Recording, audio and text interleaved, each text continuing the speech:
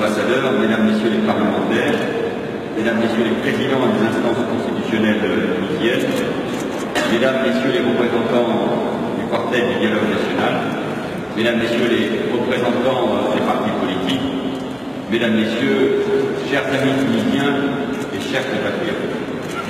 Ce musée du Bardo est, faut-il le rappeler, le symbole, bien sûr, de la richesse du patrimoine tunisien. C'est un lieu incroyable de culture et d'histoire où se rencontrent, se mêlent, se mélangent le génie des hommes. C'est la sédimentation de l'histoire de ce pays, de la Méditerranée, de ces siècles qui ont vu arriver ici les Phéniciens, les Romains, les Byzantins, les Arabes, les Andalous, les Turcs, les Européens, les Maltais et les Siciliens, Monsieur le Président de l'Assemblée nationale. Tout ici est une ode, nous l'avons bien senti aussi dans mon groupe, Monsieur le Ministre, à l'échange, au partage, à l'ouverture. C'est donc la Méditerranée que nous avons tous en partage et qui s'expose une nouvelle fois dans toute sa splendeur, et le Méditerranéen que je suis, de la rive nord, qui est évidemment sensible. Suivre, d'avoir pu rencontrer les femmes et les hommes qui représentent la jeune démocratie tunisienne. Ému, parce que je le connais bien, de voir toute la force d'un peuple qui a changé et qui se tient debout, défend sa liberté, son indépendance, dit non à ces forces barbares qui veulent semer la mort, le chaos, entraîner la Tunisie vers le contraire d'elle-même, plongée dans l'obscurité, alors que nous le découvrions encore ce matin, c'est un pays gorgé de lumière.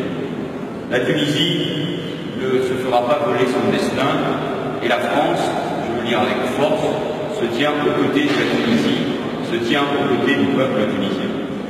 Nous sommes recueillis. Il y a un instant, devant la stèle en mémoire des victimes tombées le 18 mars 2015 sous les balles des terroristes.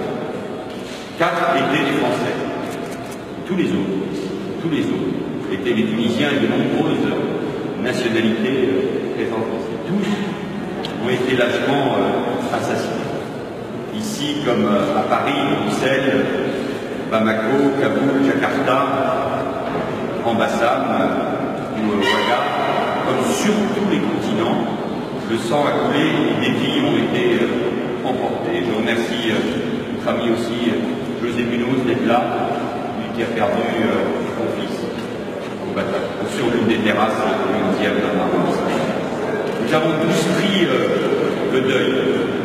Le terrorisme islamiste a visé le Bardo pour abattre la culture, l'histoire, déstabiliser le pays et le fermer au monde. Les terroristes ont voulu nous éloigner et ils n'ont fait que nous rapprocher. Ils ont échoué.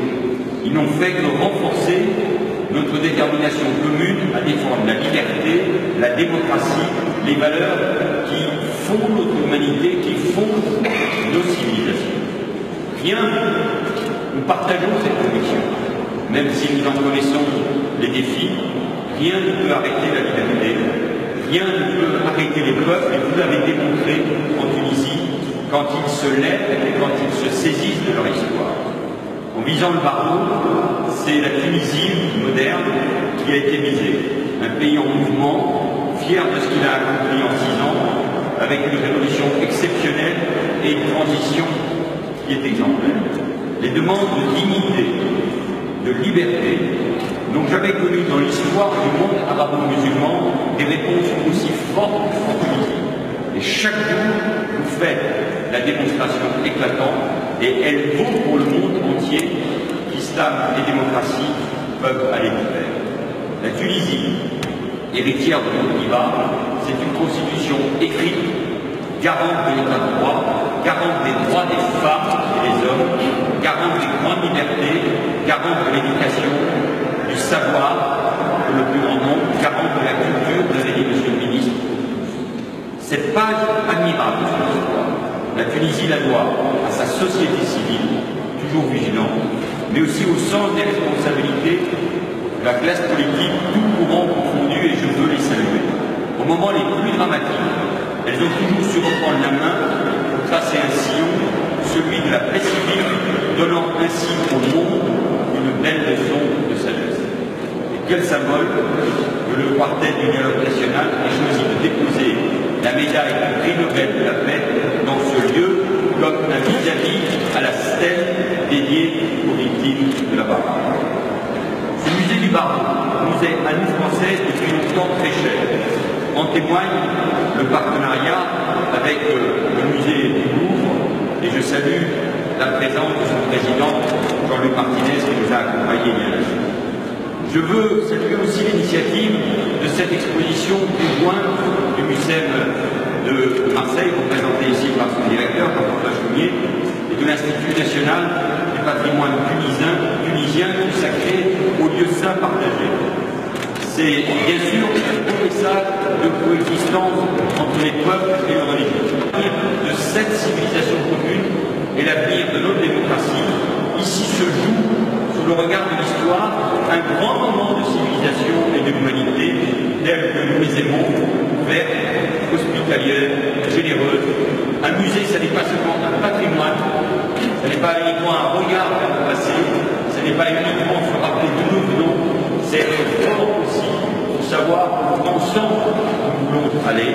Alors, merci encore pour ce magnifique moment de partage. Vive la Tunisie, vive la France, vive l'amitié franco-tunisienne et vive la culture. Merci à tous.